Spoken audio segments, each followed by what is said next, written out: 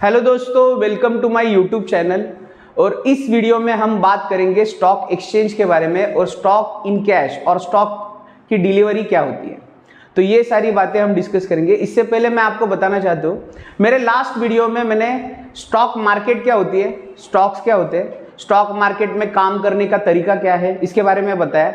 उसके बाद मैंने आपको जानकारी दी कि डीमैट अकाउंट क्या होता है, ट्रेडिंग अकाउंट क्या होता है, डीमैट अकाउंट और ट्रेडिंग अकाउंट दोनों में डिफरेंस क्या होता है। ये सारी बातें मैंने मेरे लास्ट वीडियो में बताई है। तो इस वीडियो में मैं आपको बताना चाहता हूं कि स्टॉक एक्सचेंज क्या होती है। देखिए, स्टॉक एक्सचेंज ये बेसिकली स्टॉक मार्केट ही है। Exchange is a platform which will provide the new company, upcoming company, so that it can be traded, it can have a trading in the stock market। तो जो भी नई company आती है वो अपने कुछ शेयर्स इशू करती है, वो एक्सचेंज के पास आती है।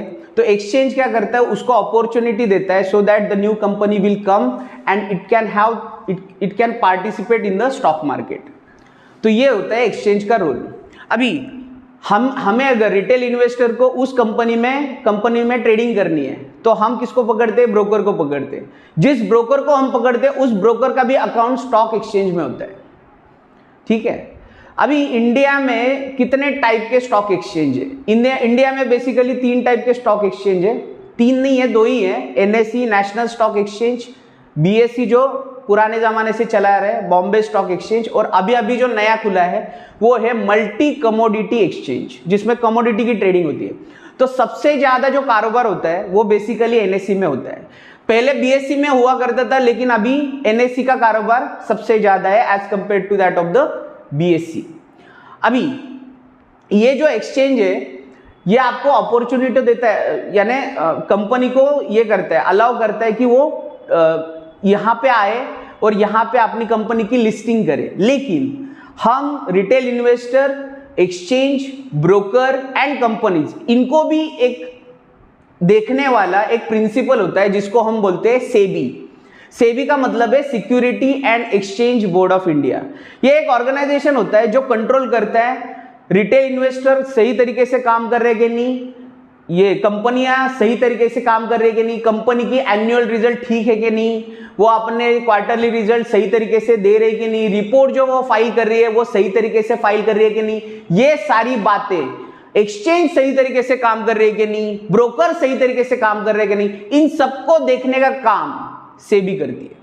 तो SEBI has the most vital role in the stock market. तो सेबी ये करती है। अभी आगे की बात कर लेते हैं कि भाई बहुत सारे लोगों को ये क्वेश्चन होता है कि भाई स्टॉक की डिलीवरी क्या होती है। जैसे कि मैंने बताया, अगर कोई नया कंपनी आता है उसको क्या करना पड़ता है, सेबी से पूरा प्रोसीजर होता है, उसको फॉलो करके वो सेबी की जो गाइडलाइंस है उनको क्लियर करके खुद को प्लेटफॉर्म पे लिस्ट करना पड़ता है। सपोज कंपनी लिस्ट हो गई, लिस्ट होने के बाद retail investors through the broker can have the trading in that company. अभी आप ट्रेडिंग कर रहे हो, आपने लेटेस्ट से वो सौदा डाला उस कंपनी के लिए, यानी आपने उस कंपनी के शेयर्स परचेस कर लिए, और एंड ऑफ द डे आप उस शेयर को बेचे ही नहीं, यानी आपने लिए तो है लेकिन बेचा ही नहीं।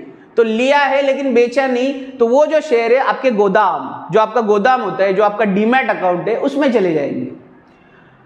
तो जो शेयर्स आप लेते हैं, बेचते नहीं, ना बेचने की वजह से वो बाय डिफॉल्ट आपके गोदाम में चले जाते हैं, उसको बोलते हैं डिलीवरी।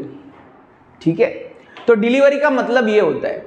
अभी हमारे नए एपिसोड में हम दिखेंगे कि भाई स्टॉक फ्यूचर क्या होता है, स्टॉक फ्यूचर में काम करने का तरीका क्या होता है। नए जो लोग होते हैं स्टॉक मार्केट में काम करने वाले, उनको स्टॉक फ्यूचर के बारे में कुछ पता नहीं होता है, तो ना पता हो के वो काम कर देते हैं और उनको बहुत सारा नुकसान भी होता है उसकी वजह से। तो अगला एपिसोड हम बनाएंगे स्टॉक फ्यूचर के ऊपर। धन्यवाद।